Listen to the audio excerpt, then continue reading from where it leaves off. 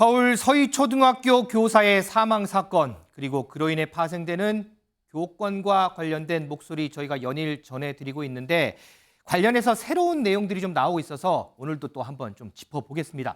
민지숙 기자, 이게 MBN 단독 보도로 알려진 건데 이 사망한 교사가 지난해부터 해서 10차례 넘게 업무 관련 상담을 요청을 했다면서요? 맞습니다. 지난해 5월부터 숨지기 직전인 이번 달까지 10여 차례 넘게 학교 측의 업무 강당에서 이 상담을 요청했던 사실이 알려졌습니다. 지난달에는요, 한 학생이 이제는 학급에서 금쪽이가 됐다. 학부모에게 연락했을 때 그쪽에서 불편한 기색을 내비쳐 말하기도 힘들었다. 이렇게 호소한 상담 내용 등이 전해졌습니다. 네. 이 세상을 등진 이번 달에만 3차례의 상담을 진행했다라고 하는데요.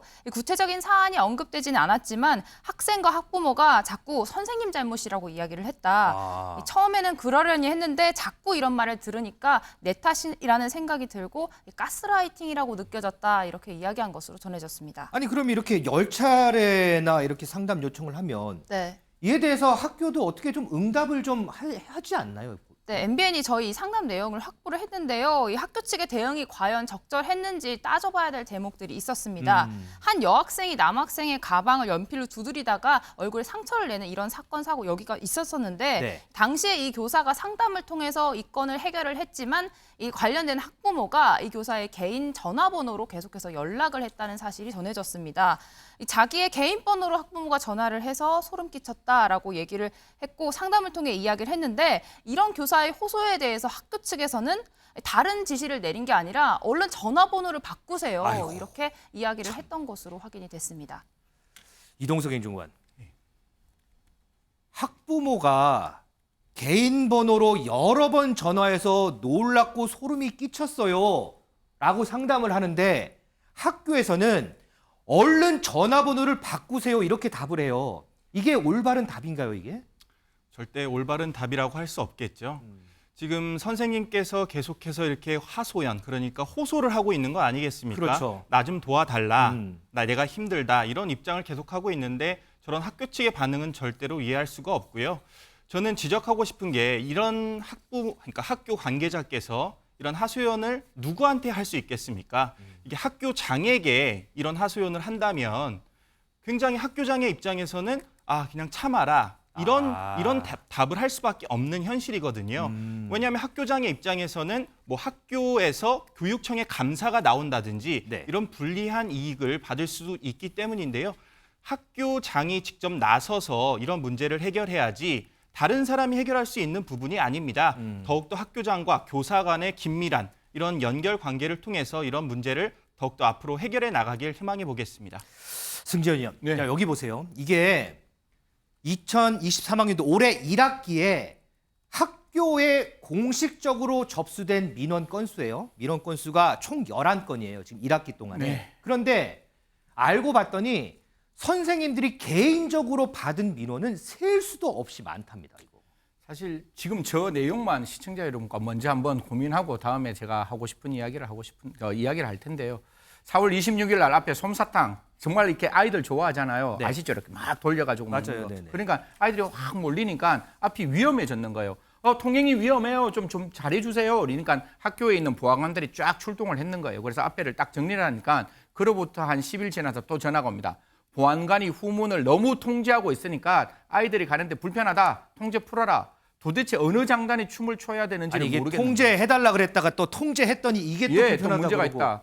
그다음에 담임 교사가 이제 생활 지도 교과 과정에 이제 문제가 있을 수는 있겠죠. 그래서 제일 처음에 전화 따르릉 합니다. 예, 지금 담임 교사가 지금 지도를 하는데 한 3가지 문제점이 있어요. 그 담임 교사에 대해서 좀 상담 좀 해주세요. 라고 전화가 왔어요. 그래서 그 교감 선생님이 알겠습니다. 저희들 상담하겠습니다. 라고 하니까 4일 후에 다시 전화해서 아닙니다. 3가지가 아니에요. 6가지예요. 아이고. 이렇게 늘어나고 있다고 하니까 도대체 얼마만큼 그 교사가 힘들었는지는 안 물어도 분명하다라는 말씀드리겠습니다. 이럴 때일수록 우리가 감정노동 근로자들 혹시 그 고객한테 컴플라인 걸리면 그 자리에서 빼거든요. 1시간, 2시간 쉬어라고 하는데 왜 학교는 그걸 안 하는지를 모르겠어요.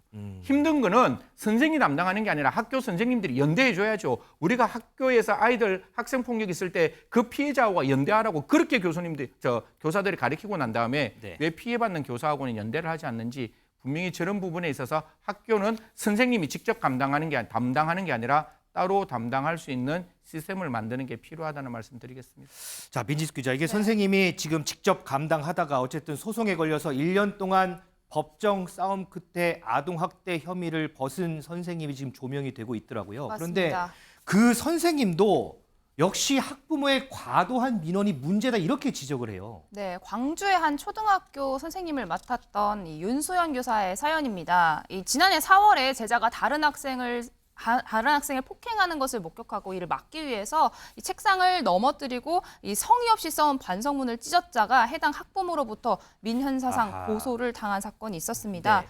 경찰은 정서적 학대에 해당한다고 보고 송치를 했지만 검찰 단위에서 무혐의 처분으로 끝났습니다. 항소심까지 기각이 됐는데 네. 학부모가 낸 3천만 원의 민사소송도 기각이 된 상태입니다. 하지만 이런 상황이 종료되기까지 1년 3개월이라는 시간이 걸렸거든요. 이 아동학대 교사라는 오명을 정말 어렵게 벗게 된 해당 교사는요. 이 학교의 학부모들의 민원이 너무 과도하게 쏟아지는 게 지금 교육 현장의 문제다. 이 교사가 개별적으로 직접 연락할 수 있는 이런 방법을 제한하거나 민원 녹취 등을 하는 제도 등을 따로 마련해서 교사를 보호해야 한다. 이렇게 목소리를 높였습니다.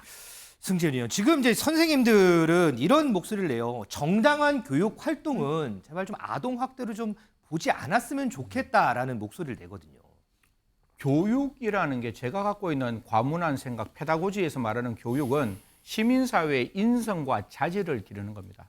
시민사회의 인성과 자질이 없이 다른 학생의 수업을 반대하는 학생이 있으면 그 학생 보고 앉으라고 이야기하는 것은 지도가 아니에요. 저는 교육이라고 봅니다. 그래야 그 학생이 다른 학생들과 함께 더불어 사는 질서를 배울 거 아니에요. 그런데 우리는 이걸 지도라고 보고 지도기 때문에 학생에게 아동학대를 했다라고 보는데 저는 사고의 방식, 시선의 방식을 완전히 바꿀 필요가 있다. 이거는 지도의 문제가 아니라 교육의 문제니까 처음부터 아동학대의 구성요건 해당성이 없다. 이렇게 가야 된다라고 보는데 그게 안 된다면 초중등 교육법에 어떤 내용을 가져야 되는가 하면 이러한 어떤 정당한 교육 혹은 지도에 대해서는 아동학대가 아니다. 아동학대로 볼 수 없다. 위법성이 조각된다라고 만들어 놓는 게 필요하죠. 우리가 강원랜드에 갔을 때 그 강원랜드 가서 도박하는 사람 처벌 안 하거든요. 왜?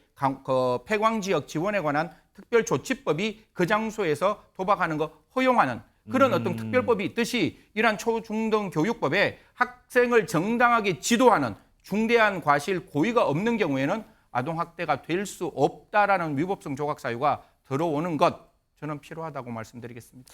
자, 그래서 지금 최근에 여러 얘기가 지금 나오고 있어서요. 지금 국회 교육위에서 이러한 현안 가지고 현안 질의가 진행 중입니다. 자, 여기에 참석한 이주호 교육부총리 얘기 좀 듣고 오겠습니다. 최근 한 교원의 극단적 선택과 학생의 담임 교사 폭행 등 교권 추락으로 인한 공교육의 절대적 위기 상황입니다. 특히 무분별한 아동학대 신고, 일부 학부모의 악성 민원, 정당한 교육 활동과 학생 생활 지도가 위축되고 있습니다. 교권 확립을 요구하는 사회적 공감대를 기회로 보다 속도감 있게 제도 개선하여 무너진 교권을 일으켜 세워 공교육을 회복하겠습니다. 한민수 대변인, 지금까지 정치권에서 나온 얘기를 보면 이렇게 교권 추락의 원인은 학생 인권 조례 때문이다. 아니다. 그거는 올바른 접근법이 아니다. 이거 갖고 지금 대치를 했는데 지금 이주호 교육부총리 얘기를 들어봐도 그렇고 최근에 나왔던 선생님들의 얘기를 들어보면 원인은 학부모들의 악성 민원 쪽으로 지금 논점이 좀 가고 있는 것 같거든요. 우리 민주당에서도 그렇고 이번에 서희초 초등학교 선생님의 안타까운 사건을 봤을 때 처음부터 이건 학부모의 갑질 의혹이 있었지 않습니까?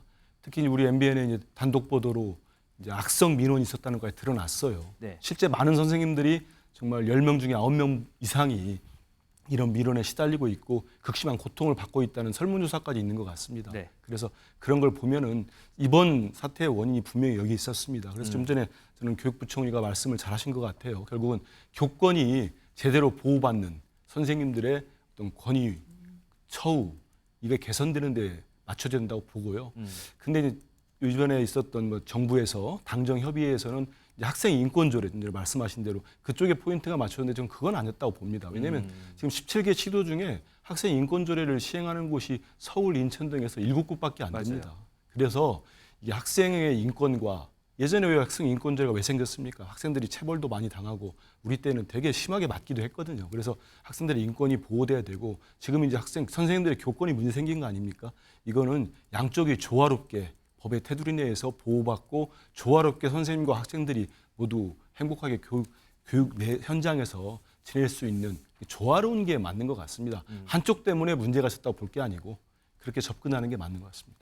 지금 한민수 대변인 말대로요. 정말 뭐 선생님이냐 아니면 학생이냐 어느 누가 더 잘못을 했고 더 옳은 일을 했고 이 문제가 아니라요. 정말 조화로운 환경에서 우리 아이들이 그리고 선생님들이 올바른 교육을 하고 올바른 교육을 받을 수 있는 그런 환경이 되도록 우리 정치권에서도 많은 논의를 좀 해줬으면 좋겠습니다.